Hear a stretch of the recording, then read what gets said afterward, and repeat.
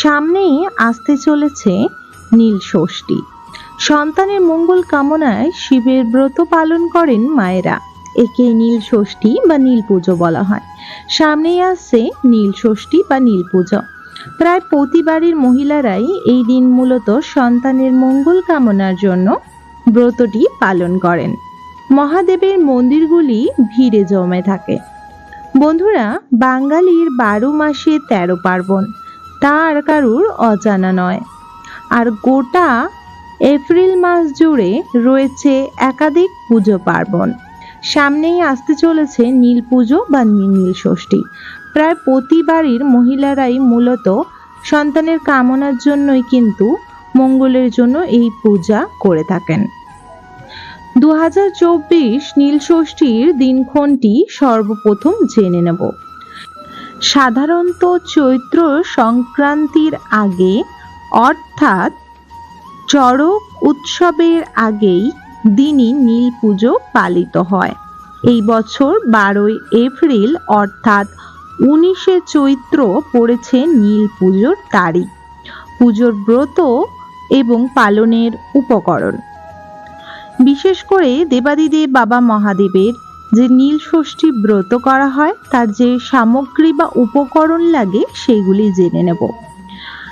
এতে লাগে গঙ্গার মাটি বা শুদ্ধ মাটি, বেলপাতা, গঙ্গার জল, দুধ, দই, ঘি, মধু, কলা, বেল, বেলের কাঁটা ও মহাদেবের পছন্দের কোনো এক বিশেষ ফুল। এবং এই পূজার পরে কিন্তু আম খাওয়ার রীতি রয়েছে।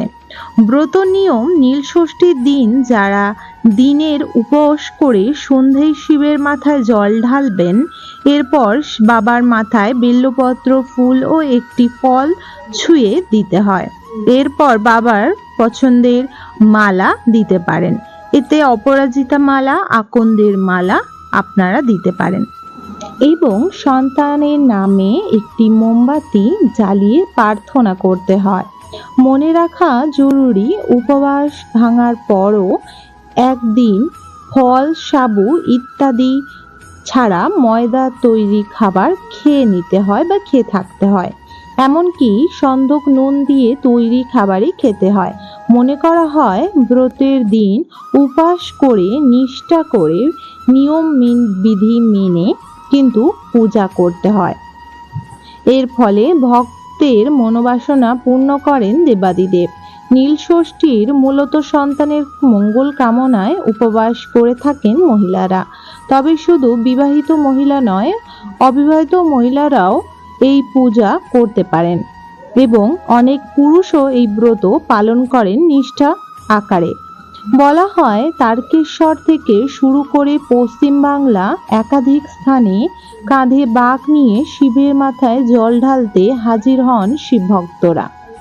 বন্ধুরা, দেবাদিদেব বাবা মহাদেবের বিশেষ যে ফুলটি পছন্দ তার মধ্যে হলো বেলপাতা, বেল, ধুতরা, আকন্দ, অপরাজিতা, কলকে।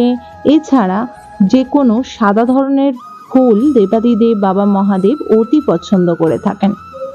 তাছাড়া দেবাদিদেব বাবা মহাদেবকে অবশ্যই একটি বেলপত্র নিখুঁত অর্পণ করতে হয়। বন্ধুরা, বিশেষ করে নীল পুজোর দিন দেবাদিদেব বাবা মহাদেবকে অবশ্যই নীল ধরনের ফুল অর্পণ করতে হয়। এতে জীবনে নানা রকম বাধা বিপত্তি থেকে দূর হওয়া যেতে পারে। এবং নীল ষষ্ঠীর মেন যে উপকরণ সেটি হলো কাঁচা আম। নীল পুজোয় আপনাকে অবশ্যই কাঁচা আম রাখতে হবে। এবং যারা নীল ষষ্ঠী পুজো করে থাকেন প্রতি বছর তারা জানেন যতক্ষণ পর্যন্ত নীল পূজা বা নীল ষষ্ঠী পূজা না যাবে ততক্ষণ কাঁচা আম তারা ঘরে এনে স্পর্শও করতে পারবে না এবং খেতেও পারবে না। বিশেষ করে খেতেই পারবে না যতক্ষণ পর্যন্ত নীল পুজোয় আম না অর্পণ করবে কাঁচা আম, তারপরেই কিন্তু সেই আম খেতে পারবে। আশা করি বন্ধুরা আজকের ভিডিও তথ্যটি আপনাদের ভালো লেগেছে। যদি ভালো লেগে থাকে অবশ্যই একটি লাইক করবেন এবং অবশ্যই কমেন্ট বক্সে হর হর মহাদেব লিখে দেবেন।